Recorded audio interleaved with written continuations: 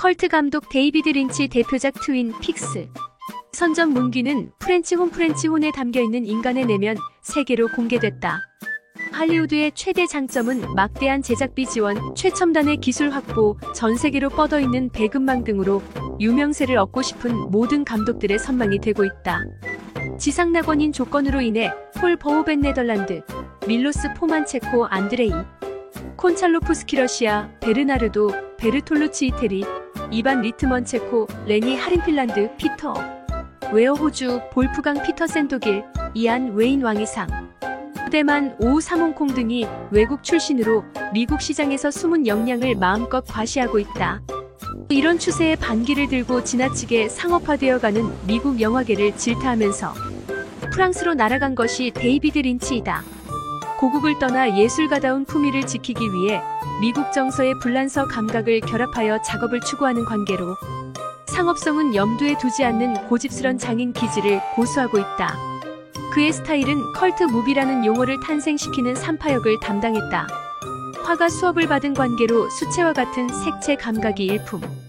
1990년 광란의 사랑을 통해 여실히 보여주었다. 또 하나의 특징은 별스런 사운드 트랙의 묘미를 빼놓을 수 없다. 블루 벨벳 1986에서는 라디오에서 시간을 알리는 소리를 나무가 쓰러질 때 나는 음으로 대체하거나 지면에서 치열하게 생존 경쟁을 벌이고 있는 곤충들의 모습을 짙은 검은색 톤으로 보여주어 대사 없이도 극의 흐름을 유추하게 해주었다. 이때 바비 빈튼의 서정적인 노래가 흘러나와 극히 부자연스러운 가운데 묘한 매력을 던져주었다. 트윈 픽스는 이미 TV 시리즈로 선풍적 인기를 모았던 성원을 바탕으로 해서 1992년에 주요 줄거리를 축약해 영화로 선보인 것이다. 트윈 픽스라는 작고 평화로운 마을. 테레사 뱅크스 파멜라 기들이라는 금발의 소녀 시체가 강위로 떠내려온다. FBI 특별수사관 데스몬드 크리스 아이작는 샘 키퍼 서덜랜드와 같이 사건을 수사하지만 좀처럼 범인의 실체를 알아낼 수가 없다. 어느 날 2년 전 소녀의 살인 사건을 수사하다 실종된 전 FBI 수사요원 필리발 스트로베리 FBI 본부에 불쑥 나타나 사건의 불길한 징조를 암시해주고 유령처럼 사라진다. 이와 때를 같이해 트윈 픽스. 마을에서 살인사건의 의문을 풀어나가던 수사관 데스몬드가 실종되었다는 소식이 FBI 본부에 날아든다.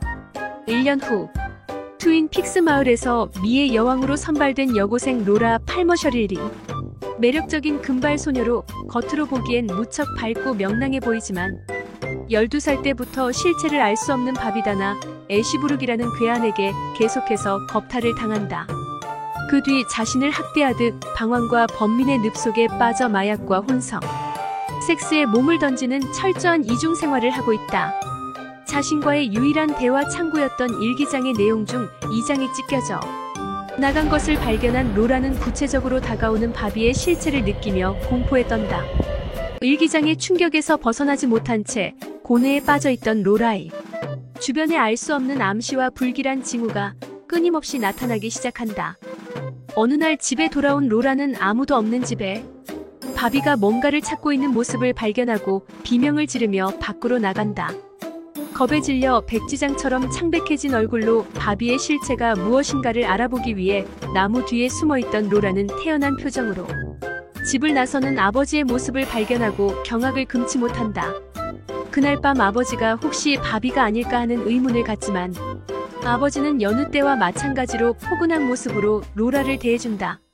불이어 함께 걷자라는 부제의 의미가 다소 기괴하게 전해지는 이 영화는 관객들에게 끊임없는 무의식의 세계를 자극시켜 절찬을 받았다. 로라의 혼돈과 좌절의 모습을 음악으로 전해주고 있는 안젤로 바다라멘티는 프렌치 혼을 주된 악기로 사용해서 극중 인물의 심리를 표현해주고 있다. 이 악기는 날카로운 금속성 소리와 비음을 자유자재로 사용할 수 있어 공포 분위기를 전해주는데 탁월한 기능을 발휘하고 있다. 이런 이유로 린치는 모든 작품의 사운드 트랙을 바다라멘티와 컴비를 이루어 사이코 드라마의 진수를 펼쳐주고 있다.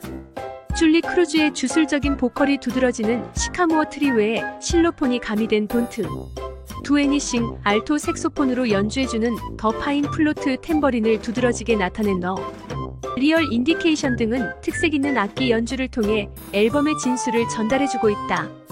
몽타주 프롬 트윈 픽스, 더 보이스 오브 러브 등의 곡은 린치가 가사를 붙이고 바다라멘티가 피아노와 혼을 바탕으로 작곡한 것. 영화가 나타내고자 하는 테마를 은근하게 전해주고 있다. 사운드 트랙은 유럽을 위시해서 전 세계 15개국 이상에서 50만 장 이상씩 팔려나가는 드문 성공을 거두었다. 이런 열기로 바다라멘티는 1992년 바르셀로나 올림픽의 성화음악을 작곡하는 행운도 누렸다. 트윈 픽스에서는 이색 인물의 등장이 영화의 호기심을 한층 끌어들이고 있다.